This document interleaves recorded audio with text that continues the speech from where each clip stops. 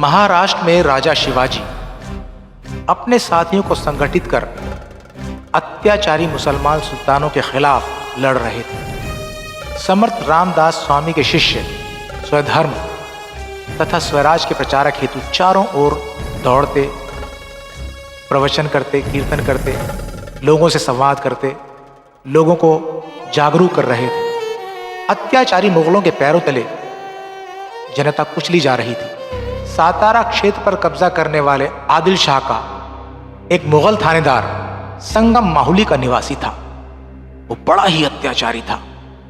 गरीब ब्राह्मण, गुसाई, बैरागी आदि को बहुत परेशान किया करता था। उसने स्नान, संध्या, पुराण, कीर्तनों पर पाबंदी लगाई।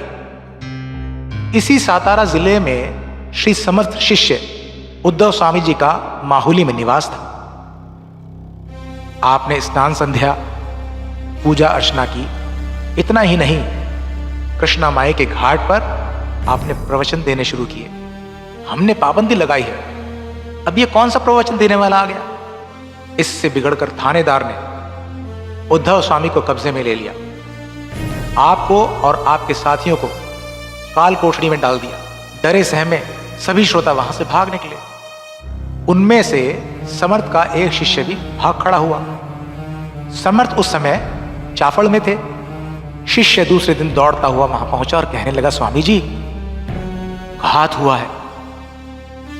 अपने उद्धव स्वामी जी को थानेदार ने हिरासत में ले लिया, उनकी पिटाई की और कारागृह में ठूंस दिया। यह मामला सुनते ही समर्थ गुस्से में आग बबूला हुए।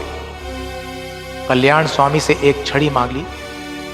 झट से आप उठकर चलने लगे और बिना कुछ खाए पिए वहां से चलने के बाद आप सूरज डूबने से पहले माहुली में पहुंच गए और आप थानेदार की हवेली जा पहुंचे।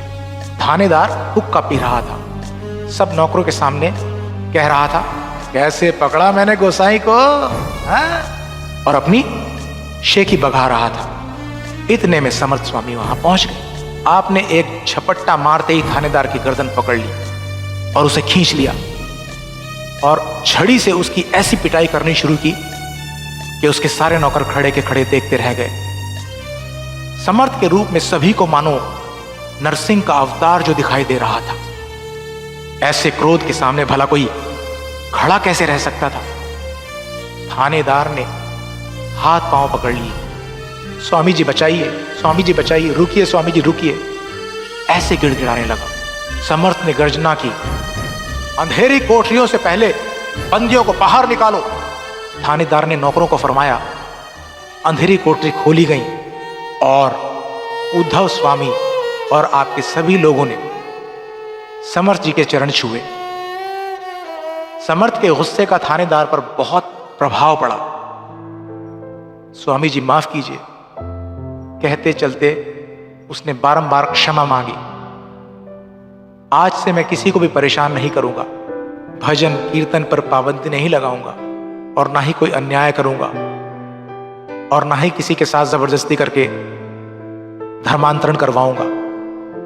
सीधे कुरान पर हाथ रख के उसने कसम खाई। उसके पश्चात समर्थ का क्रोध शांत हुआ। आपने दयालु व्रति से थानेदार को माफ कर दिया। फिर उसके अतिरिक्त उसकी की हुई पिटाई पर आपने स्वयं जड़ी बूटी की दवाई लेपकर मरहम पट्टी की। समर्थ दिन भर के भूखे हैं ऐसा पता चलते ही गांव के लोगों ने समर्थ, उद्धव स्वामी और साथियों को भोजन का प्रबंध करवाया। उसी रात समर्थ ने माहुली के घाट पर, सभी प्राणी भगवान की संतानें हैं, सबके साथ एक जैसा व्यवहार होना चाहिए, समाज में कोई भी बुरा व्यवहार नहीं होना चाहिए, अन्याय का प्रतिकार करें, ऐसा संदेश स्वामी समर्थ जी ने दिया। दोस्तों, जुल्म, अत्याचारों के होते रहते तमाशबीन बने रहना सही नहीं है। उचित तरीके से अत्याचार का सामना करना चाहिए।